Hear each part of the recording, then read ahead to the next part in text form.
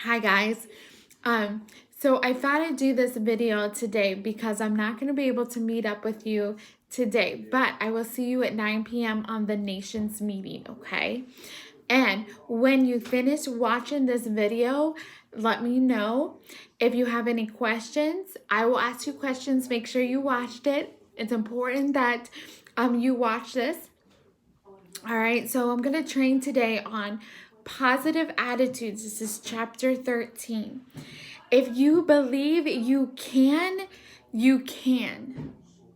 The greatest discovery of my generation is human beings can alter their lives and alter the attitude of the mind. A successful person is one who can set up a foundation with the bricks of others that thrown at them. It's an interesting sentence. So, if you have a strong foundation, that could be a strong foundation in you as a person or your relationship with Jesus Christ. So that no matter what happens and people come at you and they attack you, then you are strong enough to withstand that. That is the positive attitude of a leader. If we did all the things that we were capable of doing, we would literally astound ourselves. So many lives fail. I'm sorry, let's say that again. So many life's failures are people who did not realize how close they were to success. They got so close, they just said, I give up. Because they weren't getting exactly what they needed and they were not satisfied. Well, you can't have instant satisfaction in anything in life, unfortunately. So if you look at the lives of people in any profession who achieve lasting success, you will find that they're almost always possess a positive outlook on life. If you desire to be an effective leader, having a positive attitude is essential and not only determines the level of contentment as a person, but also can impact how others interact with you. What means to be positive? So what does that mean? Number one, your attitude is a choice. It's your decision if you want to be positive or you're going to be negative for that day. The average person wants to wait for somebody else's motivation to get them going. So you perceive that any circumstances are responsibility for the way that a person thinks. The truth is that it doesn't matter which came first, the chicken or the egg. No matter what happened to you yesterday, your attitude is your choice. Number two, your attitude determines your action.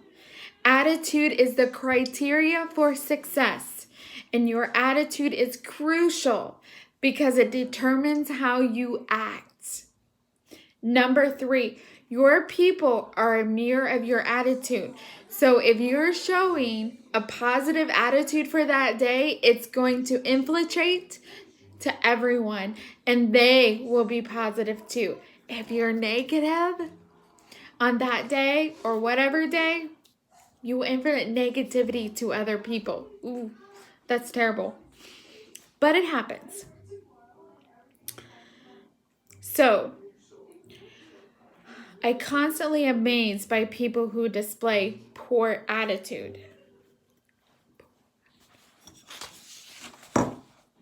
Yet, they expect that people to be upbeat and excited all the time.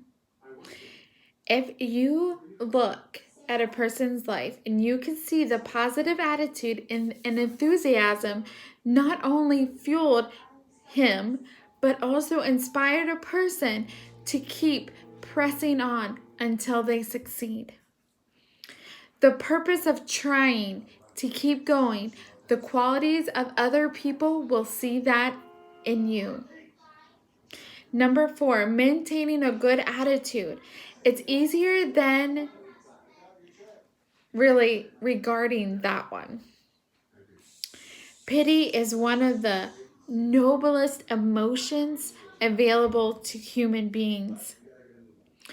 Self-pity is possible, most ignorable, and its incapacity of kind of crippling emotional diseases, severely distorting a person's perception of reality. It's like a narcotic that leaves an addiction wasted. If you already have a positive attitude and you want to encourage you to keep it up, and then on the other hand, if you have a difficult time expecting the best out of yourself and others, don't despair, because you choose your attitude, you can change it. Most not happy people in life are due to the fact that you are listening to yourself rather than talking to yourself in positive words. I am statements. I am a child of God. Yes, yes. So what kind of voices do you hear? I always think about Jesus on here, the devil here, going back and forth. And that's what our brain does all day long. Because the devil thinks he can steal your joy and steal what you're doing. But as we all know, our God is stronger. When you meet people, do you tell yourself to let them make you feel down? Do you allow them to do that? When you face new experiences, does your voice in your head say you're going to fail every time? If you hear negative messages, you need to learn to give yourself positive mental prep talks every day. And the best way to retrain your attitude is to prevent your mind from going down that negative path. Think of a road. You either go this way or this way. You're going to go negative this way, or you're going to go positive this way. Which way are you going to decide for your life today and how you can impact others? By the road that you choose. How do we improve your attitude? Do the following. Feed yourself the right food. Perfect for our business. If you've been starving you anything of positive, then you need to start feeding yourself a regular diet of motivational material. Read books that encourage positive attitude. Listen to motivational tapes. And the more negative that you are, the longer it will take for your attitude to change. But if you are consuming a steady diet of the right food, you can become a positive thinker. Number 2, achieve the goal every day. Some people get in a rut, a negative impact, because they feel they are not making no progress. If you describe yourself, then begin setting up achievable daily goals for yourself. A pattern of positive achievement will help you develop a pattern of positive thinking. Number 3, write it on your wall. We all need reminders to help us to keep thinking right.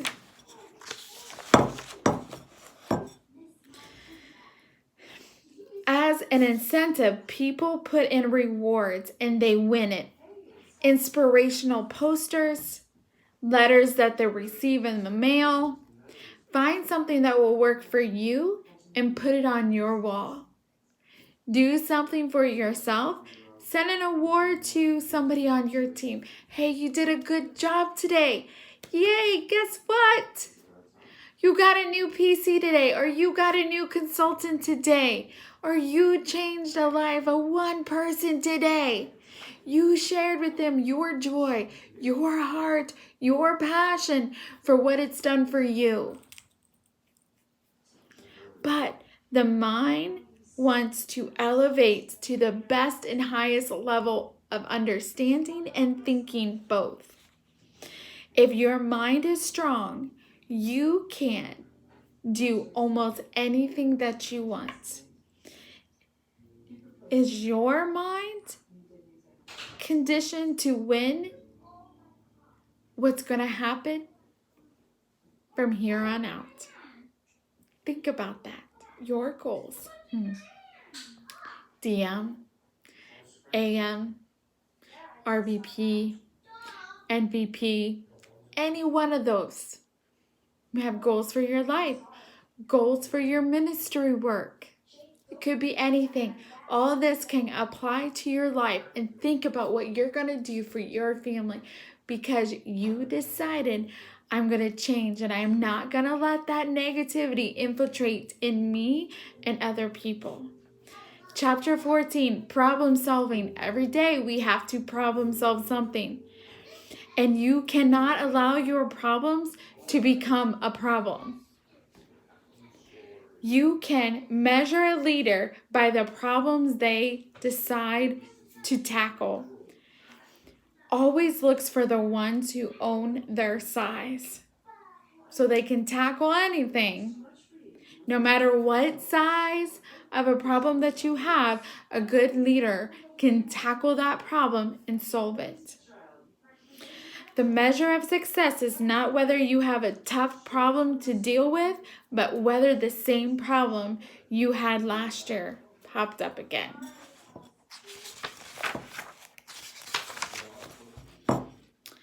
Effective leaders always rise to the challenge. Sam Walton, the owner of Walmart, said this, that one of the things that separates winners from whiners is that no matter what, a leader is always all in and will face the problems. They can't foresee these for 3 reasons. First, we live in a world that grows complexity and diversity. Second, we interact with people. And third, we cannot control a situation we face. Leaders with good problem-solving ability demonstrates 5 life qualities. Number 1, they anticipate problems showing up. They know they cannot prevent them. A good leader anticipates them. And anyone who expects the road to be easy will continue to find themselves in trouble. If you keep your attitude positive but plan for the worst, you will find yourself in a good position to be able to solve problems that come your way.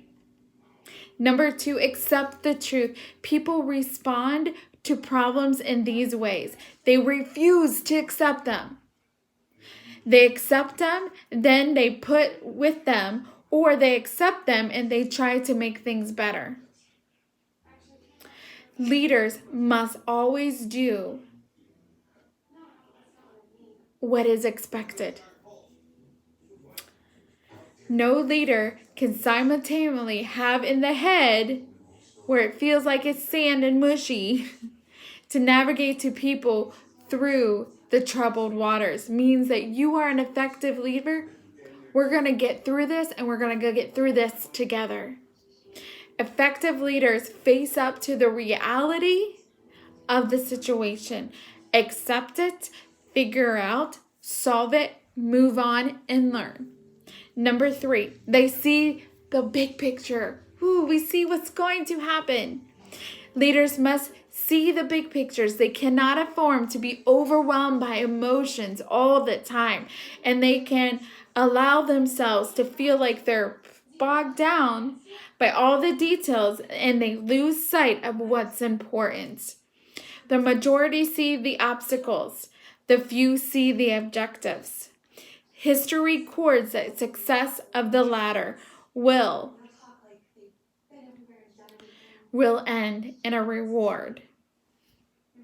Number 4, they handle one thing at a time. Never try to solve this, and this at one time. It will never work. It'll never be successful. The leaders who get themselves in trouble most often are the ones who overwhelm themselves, the size and the volume of their trouble, and then try to little bit be able to solve it. If you are faced with a lot of problems, make sure you really solve them one at a time and you're working on before moving on to the next one. Number 5, they don't give up a major goal when they are feeling down. So if you have this big goal that you want to meet in Arbonne, don't give it up. Keep going. Effective leaders understand that life has ups and downs. They accept it and they know just keep on going. Your goal is going to be met. It makes major decisions when they're experiencing a positive swing in leadership and not during the dark times. You know not to give up when you're down in the valley. When you think, what do you think more than anything else in your life? More than what you earn, more than where you live, more than your social position, and more than what anyone else may think about you, every problem introduces you to yourself. It shows you how you think and what you are made of. When you come face to face with a problem, how do you react? Do you ignore it? Do you hope it just eventually go away if I don't say nothing? Do you feel powerless to solve it? Have you had such a bad experience trying to solve a problem in the past that you just want to just give up? Or do you tackle them with a willingness heart? The ability to solve problems effectively comes from the experiencing and facing obstacles and overcoming them. So each time that you solve another problem, you get closer to a little bit better of your success in your process. But if you never try, fail, or try again, you will never be good at it. So how are you going to improve your problem solving? Look for trouble. If you've been avoiding problems, go out and look for them. You only will get better if you gain the experience of dealing with those problems. Find situations that you need fixing. Come up with several solutions and then take them to a leader of a good problem-solving experience, and you will learn from your decision how it thinks when you handle the difficulties. Develop a method. Some people have a hard time solving problems because they don't know how to tackle them. Try using TEACH, T-E-A-C-H. T, time. Spend time to discover the real issue. E, exposure. Find out what others have done before. A, assistance. Have your team study all different perspectives. C, creativity. Brainstorm multiple solutions. Hit it. Implement the best solutions. That's good. Surround yourself with people who problem solve. If you're not good at problem solving, bring others of your team who are, and they can immediately complement your weakness and also learn from them too. Never allow others to put obstacles in the way of getting your dream. So do not allow people to steal your dreams. Don't allow that to happen. You have a dream. Say, hey, God, I need your help. I want to accomplish this for my family, and I need your guidance to be able to do it. Can you please guide me in how you want me to do this? so I can accomplish the dreams and be able to take care of my family. So thank you, Lord, for guiding me, and I watch for your direction. Thank you. Yeah. Ask God. He's going to be right there beside you, same as your team. Let's take this to the next level, and let's decide that we decided that we're not going to let all this present obstacles in our lives. We're going to conquer them. We're going to overcome them. We're not going to let people steal our dreams. Dream stealers should not be a part of our lives. We need to pray for them, and we need to ask God for guidance. Thank you for joining me today. Please let me know what your thoughts are when you finish watching this video, okay? If you have questions, please let me know, but tell me when you're finished watching this video. Thank you. Have a blessed day.